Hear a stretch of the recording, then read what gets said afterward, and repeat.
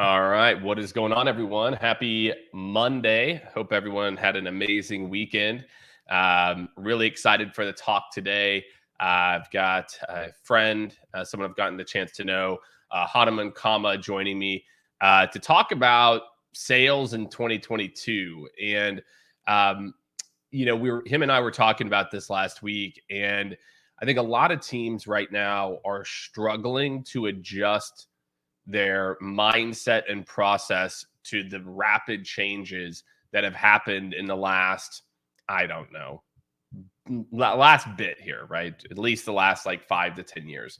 And so what we're going to try to do is break down for you guys just some trends that we're seeing, how we're seeing teams adapt to this kind of, again, what we're calling like an advisor mindset. And again, the whole idea of consultative selling or being a trusted advisor isn't necessarily like a brand new crazy comment.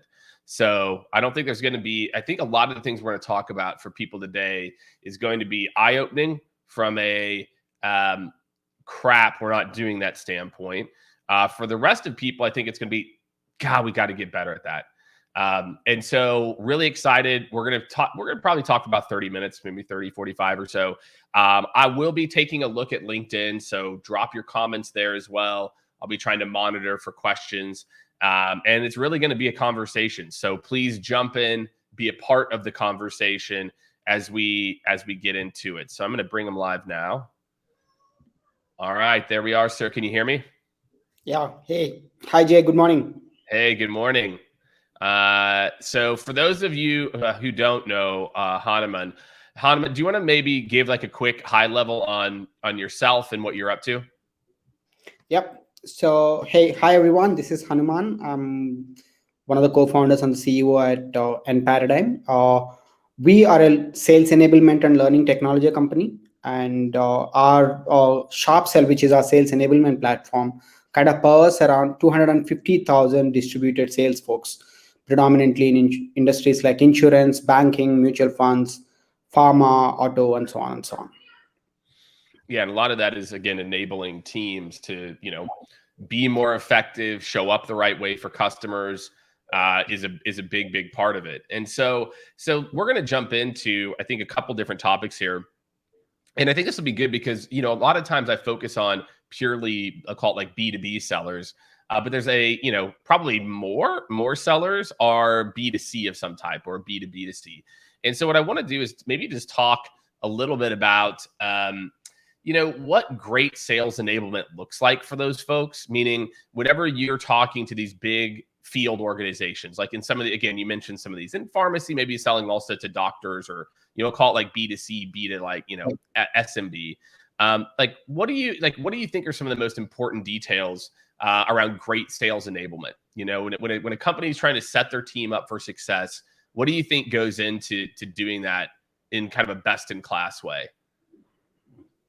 Got that. I think that's a good point, Jake. So one of the things that we have observed is most of the times when we look at sales enablement, given that most of us are, enterprise software companies, it kind of comes easier for us to look at the challenges that our teams face and the companies like us face, where the focus is a lot more on, how do you do the right demo? How do you deal with multiple stakeholders? How do you make sure that you have the right content? How do you kind of, scale the outreach, so on and so on. And one of the big advantages that we have in B2B is you have a lot more visibility on what's happening on the ground, because the sales teams are not as big as what you find in, let's say, an insurance or banks, where there are literally thousands of people spread across hundreds of towns. So you have a lot more visibility. So so the focus is a lot more on, how do I give the right content and how do I make sure that I track what's being used and so on and so on. But when it comes to B2C, and especially with, distributed remote workforce, one of the biggest challenges that we face is, they don't necessarily deal with dozens of stakeholders. They broadly, engage with one or two stakeholders, and the sales cycles are not like a month to 3 months.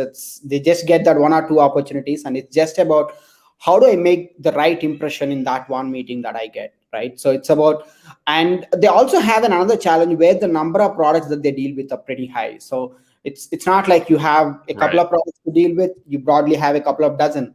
and kind of understanding the customer need and suggesting the right product and making an elevator pitch right then and there, handling objections on the go when you are alone, remote. That's a very different challenge. And how are, I mean, and when you think about those challenges, what are, I guess, like, what are some of the things it causes in the field, right? So like, if when people are trying to show up for these meetings and they've got, because I think that that's what it is, right? It's like, people just kind of expect you to stay at a company and you start to figure it out after like, year two, right? Or like later, once you've, gone through it 800 times. But what are best in class teams doing in that world to better enable, to better tee up teams for success? Because I think every sales and marketing org wants to tee up the team for success, and they're great at producing content, right? But what are maybe some other things that people are doing to, again, set their teams up for success, to know, kind of like what content to pull and when? Yeah, so I think so. There are two parts to it. One is to make sure that you have the right content, right? And I think that's half the problem. The second problem is to make sure that the content is in a form that I can use it real time, right? So if I'm in a meeting, let's say if I'm a bank relationship manager and I'm in with a client and I have hundreds of these products, and I get these clues from the client during the conversation saying that, this is the particular product that the client is interested in, and I probably have 5 seconds to kind of probably bring that product up and make the elevator pitch and make sure that I do that right. And how do I make sure that as you mentioned, people take a couple of years to kind of master this. The challenge is, how do I make sure that I help them on day one or day 30? So how do I make sure that they have the right battle cards and all of that information at hand, and distribute predominantly on mobile? So because most of these guys are predominantly mobile first or tablet first. So I think thinking mobile first and then making sure that it's right there in real time, I think that's the biggest challenge. And the companies who do that well have really solved that well. Yeah, and I think it's such a good call out. It's so interesting, and I think this is maybe a takeaway for a lot of sales and marketing teams or leaders out there, or even reps. How many of you are building your content to be mobile or tablet first? Because not only is it how, for the leaders out there, it's how your sales team is, showing up with information or, consuming. It's how your consumers are consuming information. And I think that this is a big shift that a lot of marketing organizations, it's actually really interesting. I think it's a really interesting shift that I don't see marketing organizations really adapting to. Meaning, I see a lot of marketing organizations, not really thinking of like that mindset when they're creating this content. And so what happens is, again, someone's got a junky, a PDF that doesn't fit right, and isn't interactive, et cetera. That I think it's a big challenge for a lot of sales and marketers right now, is to really flip that mindset to mobile first. And again, I think there's tools and platforms that do this really, really well, obviously, like what y'all do at Sharp Sell. And I think more and more marketing and sales leaders need to maybe kind of wake up or think about it, because it's the same thing too whenever we talk to companies about like their outbound strategy, right? When they're trying to generate meetings, where their emails are, this long, or their messages, and they wonder why people aren't setting a meeting. It's like, well, someone opened that up on their phone and was like, I don't have time for this. Like, yeah. So, Jake, interesting that you bring it up, because even in terms of the content, right? So let's take, there are a lot of companies out there which create long form, right? And the understanding is that the salespeople go through that long form document, understand it, figure out what are those key bullet points that they should highlight when they meet the client. So the salesperson on the ground says that, what, I'm in front of the client, you give me a 20-slide presentation. How do you expect me to quickly take the person through that? Let's say, especially in B2C, when I go through that, by the time I reach third slide, the customer says, what, enough, tell me what you have for me, right? And at that time, I got to come up with those 30-second sales pitch. So are we allowing salespeople to kind of figure out the most important information by just probably clicking 3 buttons based on the conversation real time, and just give that quick bite that they could use in real time? I think that's another big challenge that we are observing. And what do you think causes that? Do you think it's just marketing, or people that are doing the content creation not being close enough to the sales org? That's one of the problems. The other problem is also the fact that a lot of content is repurposed, right? So Right, right, I create these brochures, and the brochures need to be 20 slides, and then when sales team asks for it, I'll just probably kind of put that in a doc and send it across, right? So it's more built for the convenience of the centralized enablement right. teams, and not built for the convenience of the salesperson necessarily.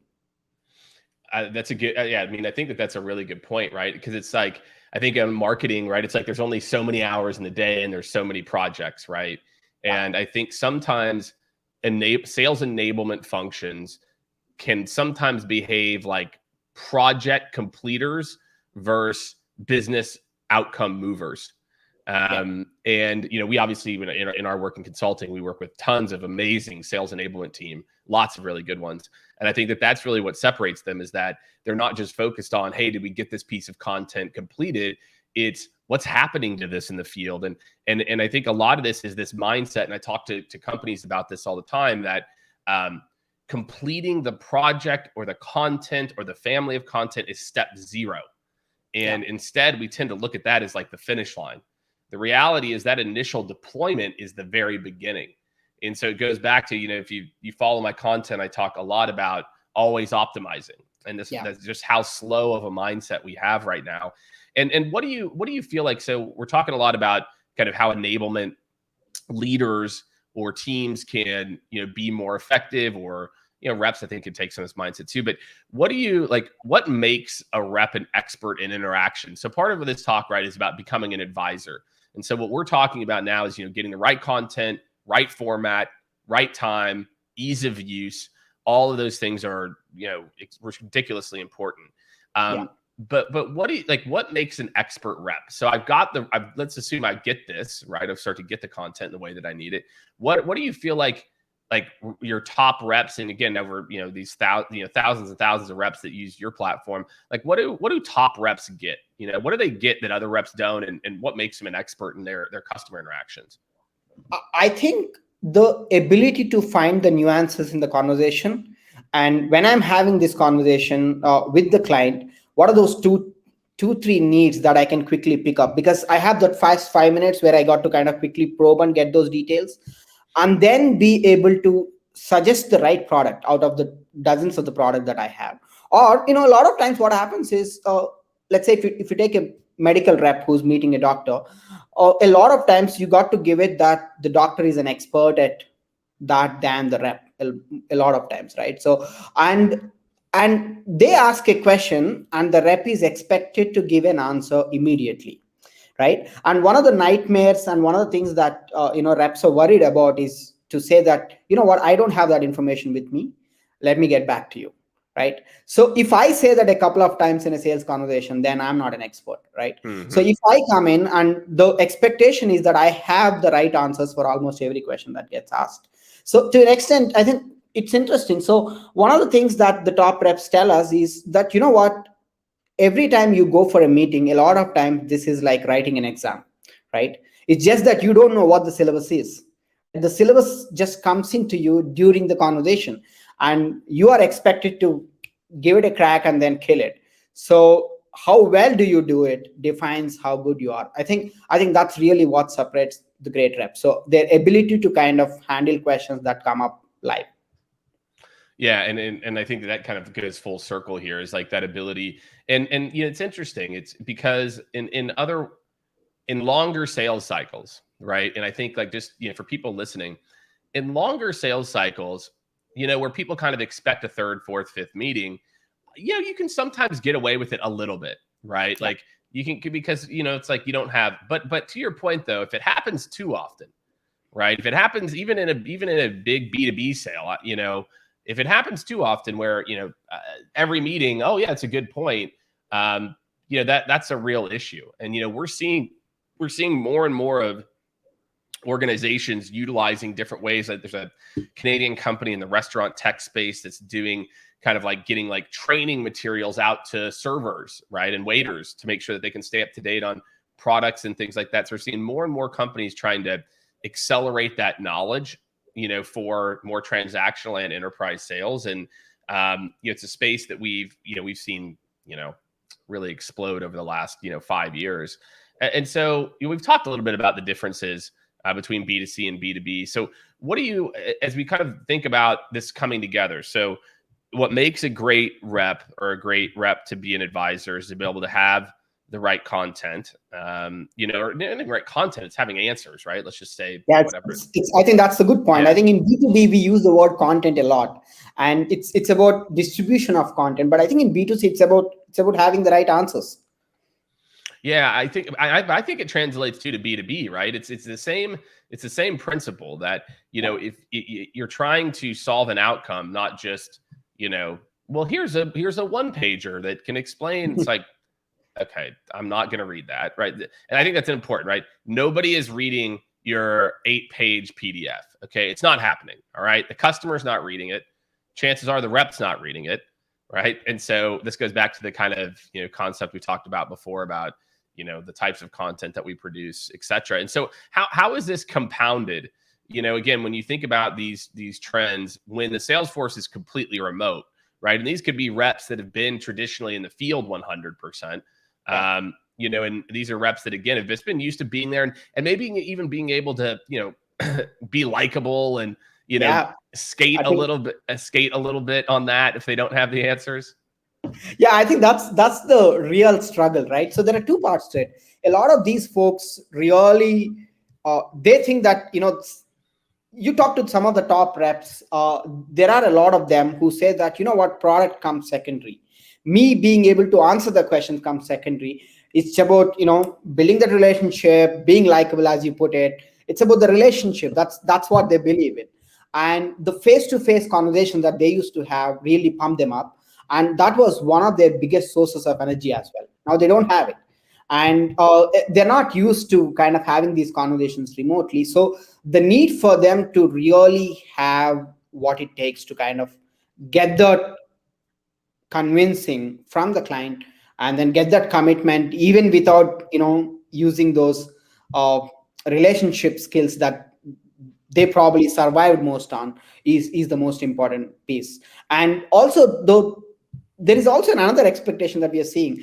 The fact that they know that you are not in front of them, so which means that you are either working from home or you're at an office, the chances of me saying, let me go to office and send you this, is not there anymore.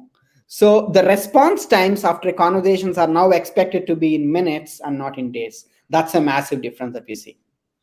Yeah, that's a great call out. I haven't heard a lot of people talk about that, about, this remote world, right, has created a new level of stress for every remote worker. Even in our own company, we have now kind of 2 biannual mandatory weeks off where people have to go and unplug, because when your office is here and your bed is here and your kids are here, I think everyone's working more. And I think it's an interesting call out that means sellers in particular are even feeling that more than others, right? True. And so how do you deal with that? So again, when you think about this world of sellers as advisors, sellers having to kind of change and adapt, what can technology do to help them? I guess, so if I'm a seller and I'm used to more of that face-to-face, what can technology do, or what are just, I guess, maybe more general best practices to help me to either deal with the always on or just help me to be more effective in my conversations?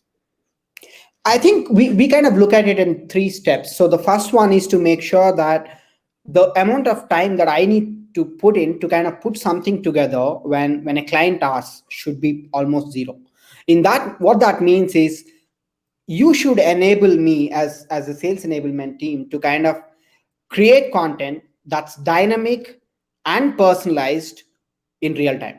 So if I just take this example, let's say that I've had this conversation and then they say, hey, this looks good, send me a note. The question is, what do I send? Should I send a standard product pitch? Should I send a brochure? Is that enough to move the needle? Because the way they would look at this is something that I could download from your website.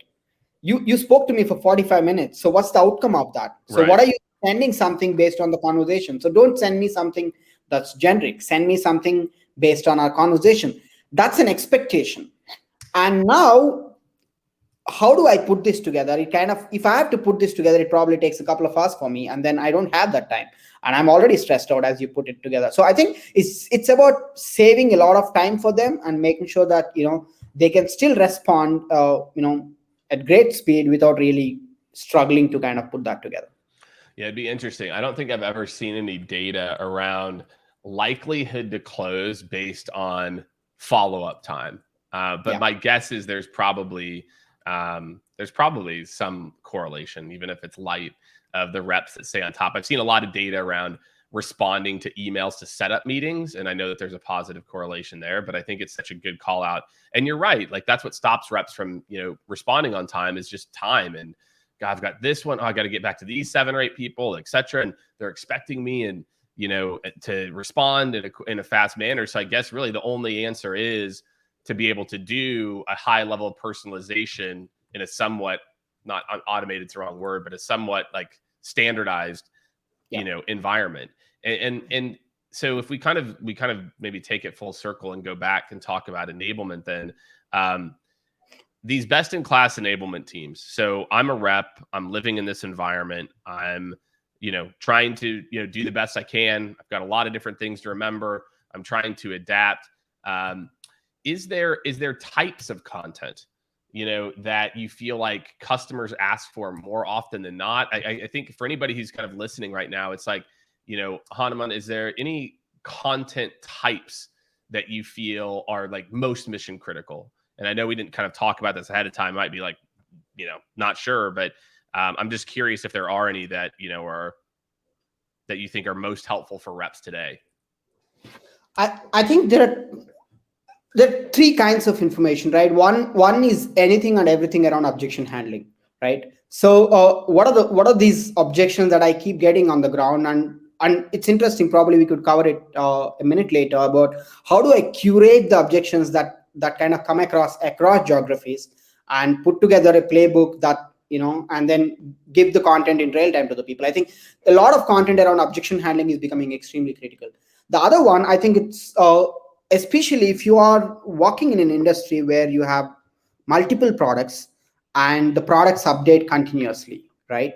And then there are multiple variants of the same product. So how do I kind of put together the right information about the right product quickly is a big need. For example, let's say if you are selling washing machines, right? There's a pretty good chance that the company has a dozen washing machines at almost similar pricing. And how do I, and the specs keep changing as we keep introducing the new products, and it's almost impossible to expect the guy on the ground to remember the full specs. But it's also not ideal to expect them to send 1-pagers. So the question is, how do you kind of bring this together? So I think product information and objection handling are the 2 big needs that we're seeing on the ground. And I think the more focus is, things that continuously evolve. Exactly. Help me with that, right? So the core skills of how do I start a conversation, how do I probe, you taught me as part of my sales training, and there is enough content that my marketing team created on how to handle that. But things, when they evolve continuously, how do you make sure that I'm always up to date with the right information is the key request from the ground. And I think that's the same in B2B sales, meaning like, I think so many, especially in tech, right, where the products are evolving so quickly. And I see the way that most companies announce their products, like, like new features, even to the sales team, is like an hour-long webinar. Yeah. And, and some like really fluff content, maybe it's like a 1-sheeter or something like that. So it's kind of, again, I think what we're kind of, what I like is we're kind of double clicking on like similar areas of opportunity for teams, which is, and, I'll take the objection handling maybe even like a step further too, because I think of that as like knowing your customer, meaning, even if you're in a B2C sale, right? Like, and let's say you're at Best Buy, and like you said, there's 8 different flat screen TVs that are 65 inch that are, 4 HD or whatever. Who are the different customer types, right? And if you know that different customers have different objection types, right? Like this type of customer might object, might be more price conscious, or this type of customer might be more features contest or conscious. And so I think for a lot of enablement teams, and then we see the same thing. What we're both talking about is they're looking for the tactical how-tos and how to, the insights from it, not just this is what it is. It's like it's this. It's like no. There's 5 different washing machines, and then here's how you'll know who's the right fit for each washing machine, and that it's probably like the only way you can stay up to speed. Yeah. Right? You're right. So, Jake, I think that's an important point. So, for a long time, the way we focused on enabling sales teams is, guys, you know what? I'll give you the content around the product, right? Anything that's standard, anything that's information that you need, I'll give it to you. And by the way, all of us keep saying that sales is an art. So you be an artist, and you use those tactical skills to kind of crack it. Yeah. So, and the fact is, not every salesperson is an artist. So, art by definition takes time to master. The question is, can I afford that time? And I think that's where the sales enablement really comes in. So how do I make sure that, my sales reps become artists before they themselves become artists to an extent, right? So yeah, I think that's a key point. I think a lot around the how-tos and the tactics is super important. Yeah, let's see here. A couple questions here. We got some people jumping in here. Oh, good. We got some content. There we go. What are the best ways to tailor the content to the needs of the buyer? Show me, you know me. Andrew said 100%. Sagar said reps need to harness the collective expertise of all the conversations that are happening. Let's talk about this one. To me is a wonderful one, because this is probably, we call this at Skaled, we call this tribal knowledge, which is most organizations have everything that they need to build a world-class sales process. It's just buried in people's heads, right? It's just that, again, enablement's over here recreating things. Marketing, I saw something. It's like, sales recreates, I don't know, like 80% of what marketing's already created because it's just not in the right format, etc. But how can you use some of these technologies again, or so we're not always reliant on the sales enablement group? How do we do a better job of getting that information? For me, it's interesting. When I was a rep, it's so weird. I look back and I didn't realize that it was weird at the time. I would just go listen to other people's calls. Like, I was very much like a student of sales. And so because of that, I was always listening to calls, listening to other people's calls, looking how people put together proposals. But I don't remember if my company kind of had really systematized it. But how could a company institutionalize that type of behavior? I think how are they? Yeah, so that's a good point. I think I would probably address it in 2 levels. One is what we have observed during the pandemic and what's happening now. And one is something that we have observed even before the pandemic. You're right. So every company has their own tribal knowledge. And sales people know answers to most of the questions. There are some salespeople who kind of know it. And it's about, but they know it and it's in their heads. It never came out. And you go and ask them, but nobody ever asked me. And there was no way for me to kind of quickly institutionalize this. And which meant that the content that's available to salespeople was always limited by the content that's developed by the enablement teams. So a classic example is in objection handling, right? So it's cliche, but I've seen a lot of enablement and training teams say that, there are only 3 objections. No need, no time, no money. I mean, it sounds awesome when you kind of take the reps through a training. And if I'm a new rep, I was like, wow, this is super simple. But then you go on the round, you realize there are thousands of objections. There are hundreds of variants of the same objections. And the nuance really comes in. So the question now is how do you deal with that? And the only way to kind of really build it is to kind of depend on the tribal knowledge. So what we kind of have seen working is where you kind of make it extremely easy for the folks on the field, folks who are remote, to kind of ask questions that they have. And you have a way where you kind of incentivize your experts to kind of answer those questions. And then you have a curation engine that kind of brings up the top content to everyone else. And I think that's where the technology plays a massive role. And the other thing that we have seen is the power of role plays, right? So content that's, let's say that's in a document would always tell you what to do, right? The how part of it is something that people say, you know what, you gain it through experience. The fact is, there are enough experts who probably know how to handle it really well. And if you could bring those role plays up, and that just makes coaching extremely easy. That's something that we have seen working. Yeah. And during the pandemic, I just wanted to add this. So a lot of people face some challenges that are extremely new. I think one of the big things that we have heard is around references. And I think, Jake, you know this. A lot of salespeople know the importance of references. The struggle that they face is they don't know when to ask for it. What is the right time to ask for references is something that you would gain, after being on the field for some time. So, and a lot of these folks were comfortable asking for references at the end of a face-to-face conversation. Right. But now when I'm remote, how do I ask is a big question. And then this was not a question that the enablement team helped them before, because the situation itself didn't arise. So that's the time where, tribal knowledge really becomes important. As long as you could kind of pull this in, you make a big difference on the ground. All right. So I'm going to try to look and see if we've got a few more. We've got about another 10 minutes here. We'll maybe take a few others. Okay, so we're talking a little bit more about RAMP. I think we've given some really great advice here, hopefully for everyone around RAMP, talking about things like, role plays as a part of this, the type of content being more tactical. Like Andrew said, show me, me content, like objection handling content that allows me to short circuit having quality conversations.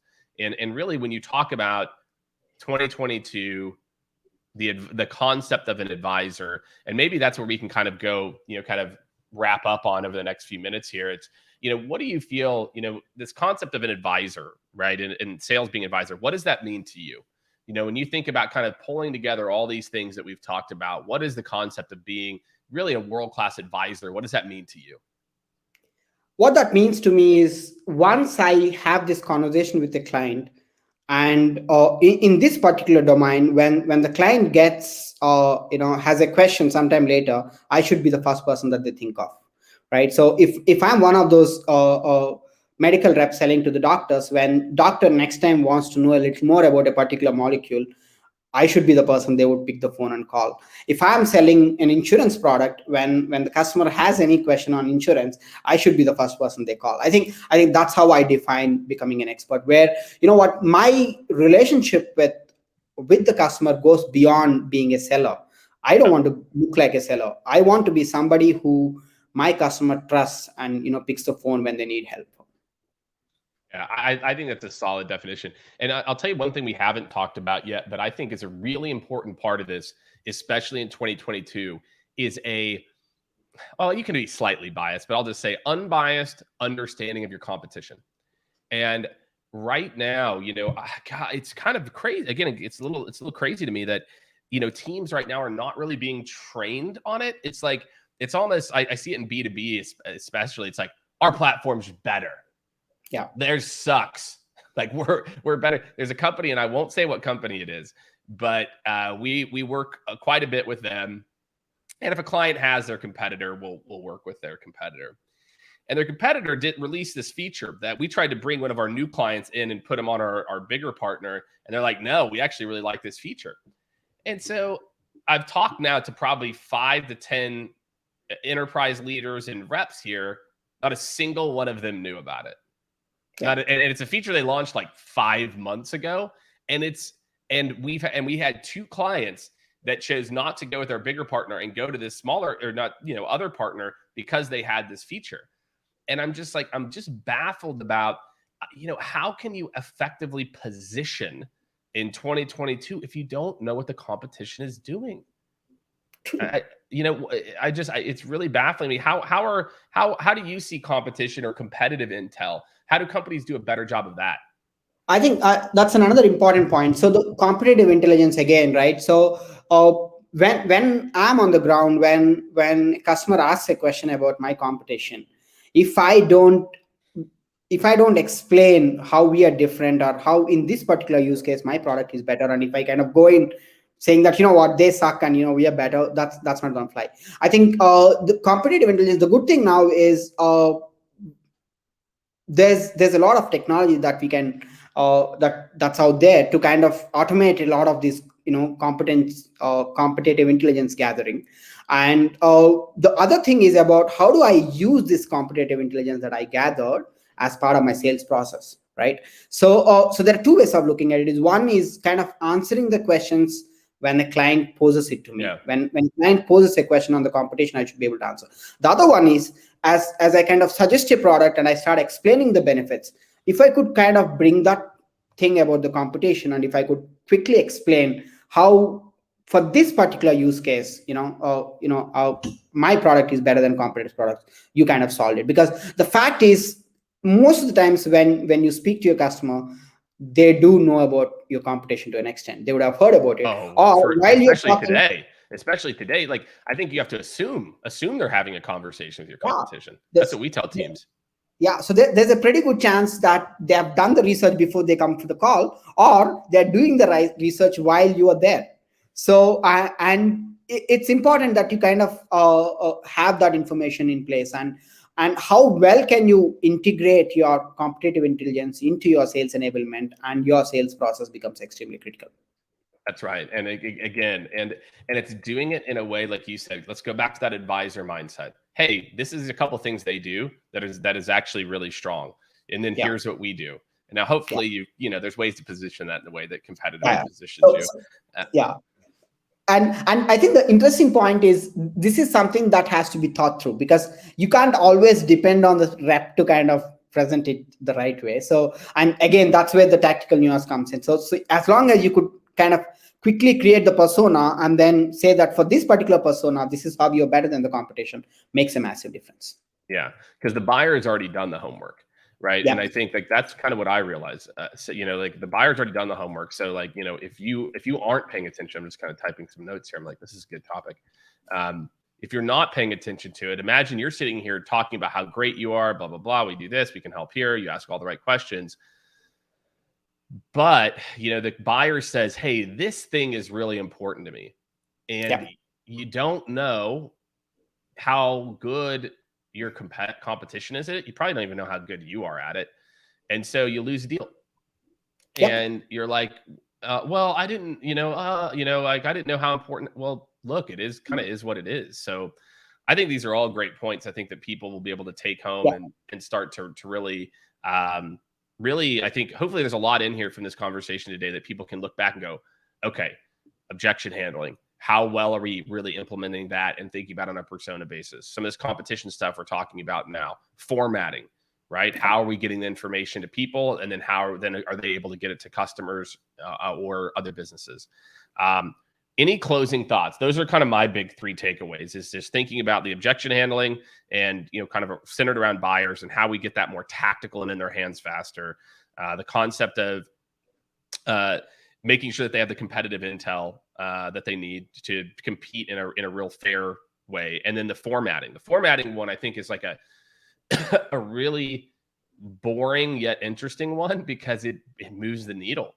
The formatting one to me is something, candidly, coming into this, like I've thought about it a lot for outbound messaging because we do a lot of that work, but I hadn't thought just about how critical that is in the sales process too.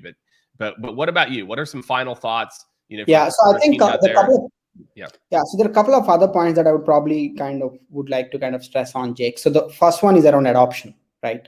So so one of the things that all of us struggle with is about how do I drive an adoption when I kind of bring in a new tool for the sales folks. And I think we know that there are hundreds of sales tools out there, and on average these guys are using at least a dozen of them. So adoption is an extremely important factor. And as long as one of the things that we have seen with sales folks is when you bring in a tool, when you bring in something new, the first question that they ask themselves is this something that helps me, or is this something that helps the management and the leadership team? Right? And if it helps the management and leadership, this is a pain in my butt, right? If it is something that I think helps me, then you have the pull. I think that's one big difference that we have seen. And when we build this platform, that's what we have done. We have kind of spent months with hundreds of sales folks on the field, kind of shadowed them and said, what, this is something that we're bringing to help you, and not just your management. I think that's one big piece.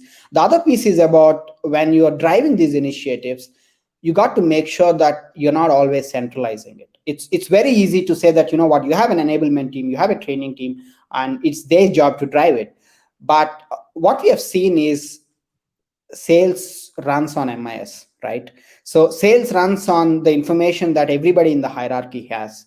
So as long as you kind of give this information across the hierarchy and make it extremely easy for them to drive, don't expect them to put in a lot of effort. But if you can kind of bring in those insights across hierarchy to kind of figure out who are those people that they need to help, who makes a massive difference. I think the involvement of the sales hierarchy is a very critical component as one of our biggest learnings where we implemented it. Yeah, I think that's a really good call out. As we kind of come to an end here.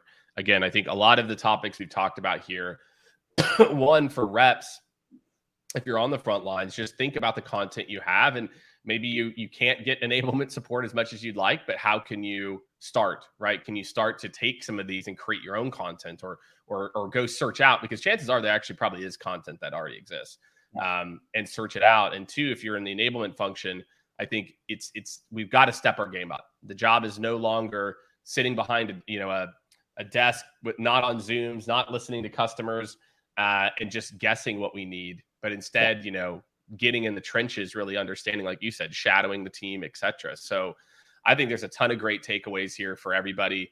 I went ahead and dropped a link in there. Everyone go check out what Hanuman's up to at SharpSell. It's a really awesome tool. Very, field rep, but also, in today's world, it's really kind of any rep, really easy to understand platform for organizations to be able to, leverage the power of a lot of the things that we're talking about in a very simple, user, customer first way. So I dropped the link in there. Should be a lot, very helpful for everyone. So definitely really enjoyed the conversation. And where else can people find you, or where's a good place? Follow you on LinkedIn, or where's another good place for them to find you? I think LinkedIn is the best place. Yeah. All right. Follow you on LinkedIn. Check out SharpSell. Thank you, everyone, for tuning in. I hope you got a couple, definitely, hopefully, I know I got a couple takeaways. I was taking notes. And we'll see you next Monday. Thanks, everybody. Thank you, Jake. Thanks, Hanuman. for the opportunity. Yeah, our pleasure.